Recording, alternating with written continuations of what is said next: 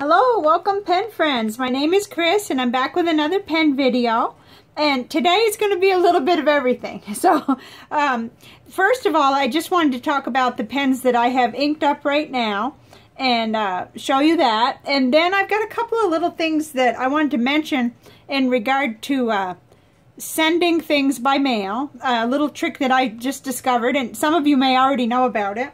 And then I wanted to show you what I've been making during this past week or so, a little bit longer, while I'm working to stay within my pen budget and not, or my pen allowance, and not, you know, making a hobby out of buying. Then I've been really busy, really productive. So that's kind of how the video will be. And then at the end, we'll talk about a crystal. Probably one we've talked about before, but it'll be out of a different book. So, to start off, I just was going to show you, these are what I have inked up right now. I have, I think it's 16 pens, if I'm not mistaken. But what I decided to make sure that what I have inked up now will fit in the Knox Sinclair and the Rickshaw cases that I have. Because I had too many pens inked up for me. There's never really a number. There's no set number for anybody, but I just noticed that if I had them in one of these two cases, I was using them and things were going well and nothing was drying up and everything was good. So I'm going to clean, I've got some more to clean out today, a few, and then I'll be all square. And what I'm going to try to do is when one runs out, then okay, I got permission to ink up another one. But it had gotten a little out of control there. So I've got the Stipula Passaporta, that's inked up with a Monteverdi Purple Rain. In fact, I've got 3 pens that have that in it right now. My TWSBI Mini, one of my Moonman Mini, the clear, with the fine nib. So I've got all 3 of those inked up with the same ink because I was working on something, wanted to see how it looked. And I've actually got 2 pens inked up with Diamine Aqua Lagoon. That's one of the Moonman Mini, the green one with the swirl, and my TWSBI Eco T. Fine. That one doesn't want to run out because that holds a lot of ink, and it is a fine nib. So it's I don't want to empty it out. I want to finish, you know, every drop of ink. So it's just a holdout there. So I guess back up to here. I mentioned that one. My Kaweco Ice Sport is always filled with Noodler's Navajo Turquoise. I don't think I've changed it since I got the nib straightened out. Or if I did, I didn't like, I only like that ink in it for some reason. Okay, again, I mentioned the TWSBI Mini is with the Purple Rain. So, my Pilot Vanishing Point, that's a new fill. I put in the Lamy Vibrant Pink, and I love it. I love how it looks, and how it shades, too. So, my Wing Sung 3008 with a fine nib with the Caran Dash Divine Pink. And then this is a new to me, came with this month's Ink Flight, the Lamy Vista, with a 1.1 millimeter stub. I put the Montegrappa Turquoise. It's a little bit light and it's different from the Diamine Aqua Lagoon, but again, I wanted to compare the two as well, and that's been fun. And then, like I said, the TWSBI Eco with Diamine Florida Blue. My Diamond 580 Rose with Noodler's Black Swan and Australian Roses. That is almost empty. It doesn't want to finish for some reason. I write and write and write and it keeps going. So I guess you know what that's like. All of a sudden you realize this is not finishing. And then my Jinhao X750 with a 1.1 Goulet stub. I put in Robert Oster Lake of Fire. And let's see, my purple Jinhao 750 Montegrappa Violet, that came in the Ink Flight too. So both of these, the Montegrappa Turquoise and the Violet, came in the Ink Flight. And I'm little by little testing out. These are the 7 that came in there. Testing those out. Let's see, and then my other Jinhao 750 with the Diatramentus Turquoise. That's pretty. That's been really interesting because green's not my color really, but it's so interesting how that's a pleasing shade to me. And then my Tombow Object, I cleaned that out because it had been so long, but I put in another of the same cartridge, the Kaweco Ruby Red. I love it, and I just love how that pen writes. It's just been amazing to me, and it's just like a daily workhorse pen. So those are the ones, let's see, 6, 7, 8, 9, 10, 11, 12, 13, 14, 15. Okay, 15. I probably said 16. But it's nice because I take these 2 pen cases to where I work, and I just, you know, wherever I'm writing, and I can fit more than this in here, but right now this is kind of comfortable for it. I've got the TWSBIs, 3 of the Genhal X750s, a Lamy, and my Tombow object in here. And then I won't open this up. This only holds 6, and you just saw it on another video. I've got all my minis in there and my vanishing point, so that, you know, it holds the 6, and I'm happy with that. And then I guess that kind of segues into the next thing. I've been making a lot of things because I was really wanting to be productive, and I wanted to see what I could do. And I made these little pen sleeves for the Moonman mini pens, and I've been really enjoying making them, because if you're somebody that crochets, you have all these little tiny leftovers, and sometimes you get down to the point where you really can't do much with them other than maybe a repair, or, you know, if I have a pouch that breaks, I could make a new string.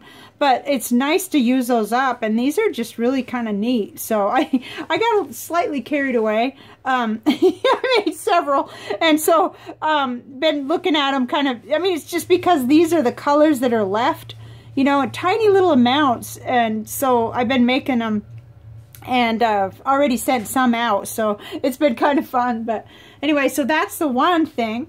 And then the other thing is I've been writing quite a few letters, because, you know, I've taken the time to do that and gotten really organized with pen cleaning and maintenance and everything. So I've been ready to go, and I've got almost caught up with my letter writing, so that's really cool. And I've got some awesome letters from pen pals here and that I've had ongoing writing to and from. So, but I want to show you the big project that I've been working on, just because it's kind of an example of what, I mean, I didn't think I could do this, and it really turned out pretty well, I think. I've made a composition size traveler's notebook, and this is for my niece, who is crazy about the Dallas Cowboys.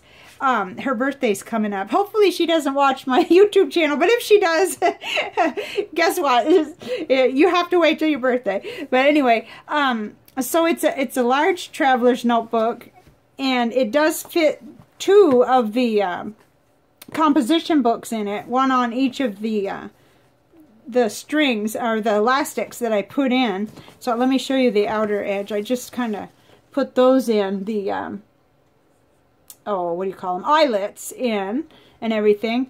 And then I did a little bit of reinforced stitching here, and I was happy with that too. So it was a little, I think the trickiest part probably was what I don't have here, but was just coming up with what the dimensions were going to be. And this here is the dimensions for the insert part. In other words, let me grab this. I just dropped something.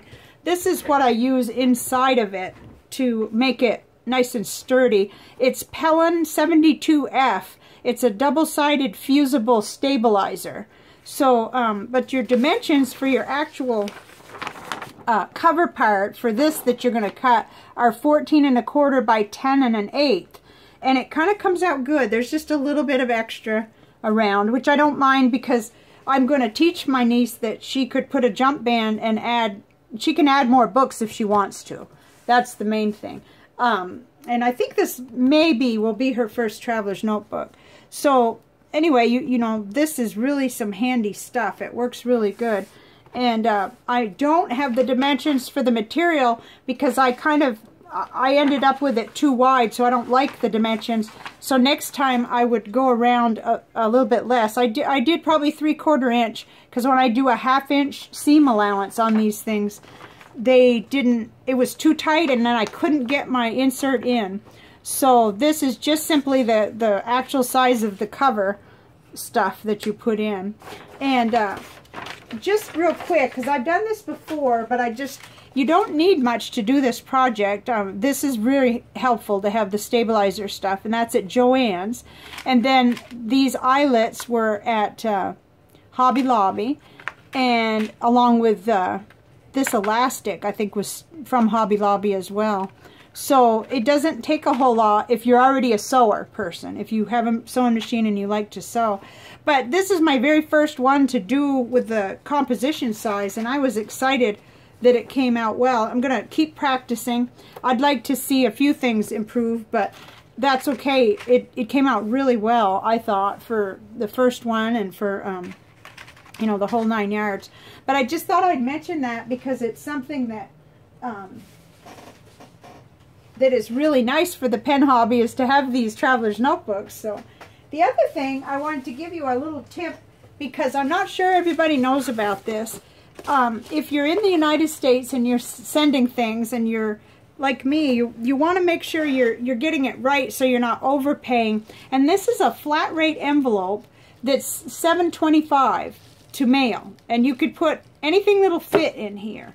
So this is that middle ground where maybe your stuff you're mailing is really heavy, so you do want a flat rate.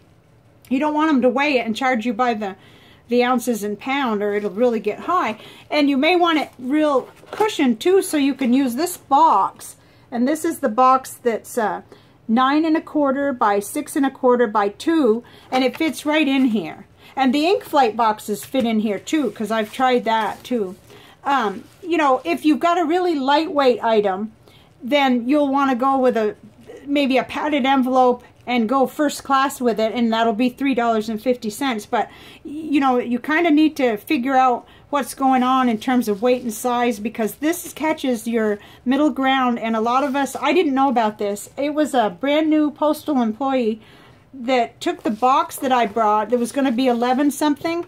It wasn't a box like this, but it was going to cost 11 something. And she said, well, that'll fit right in this padded envelope, which I didn't know about. So I just thought I'd mention it, because if we can learn these little things that save us $4 here or $3 there, it really makes a big difference. And my mind all month has been on pen allowance, because I've been trying so hard to, you know, to stick with my guns and stay on track with things, which I feel like I have. I bought that Passaporta pen, but that was a long time planned purchase. That's in this case here. So I don't feel like I did badly at all this month, and it's out of necessity, really. It's out of trying to direct my money into certain places. So I did good. I got the ink flight for $25. I got my Log and Jotter subscription, which is a little pocket size insert that comes with a really pretty cover each time it's something new that they do. And then I paid for some postage and some material. Let's see, I've got some of that material too to show you, just for the heck of it. This is just kind of like pen club stuff, I know.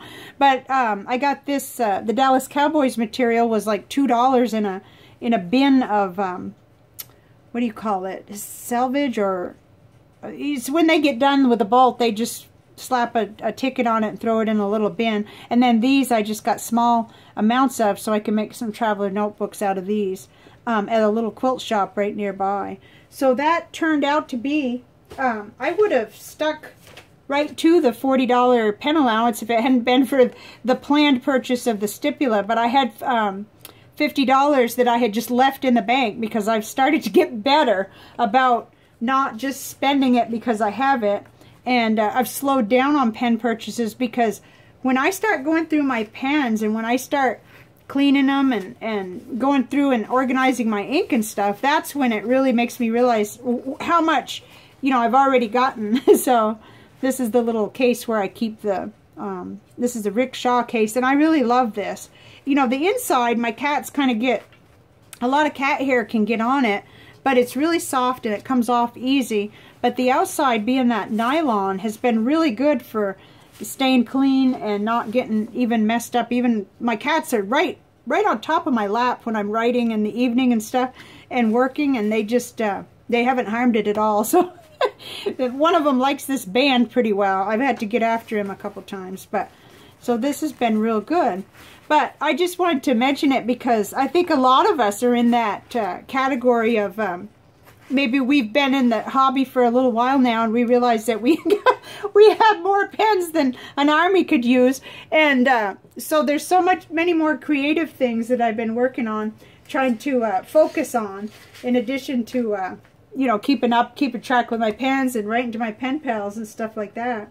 So another thing that I'm working on, I don't have here because I haven't really gotten too far yet, but I like to take like a graph material like this and work on it. And what I'm going to try to make is a pen roll, because I'd like some more pen rolls, but I don't, I really have a lot of material, and I have the sewing machine and all that. So I'm going to try and see what I come up with, and I'll update you and let you know how I came out in a future video. But I guess it's given me a lot of, you know, confidence making these traveler's notebooks. This is the one I made for my my bullet journal, which I move into on the 1st, which I believe that's tomorrow. This is the last day of June, I think. So this gave me quite a bit of confidence to be making these things.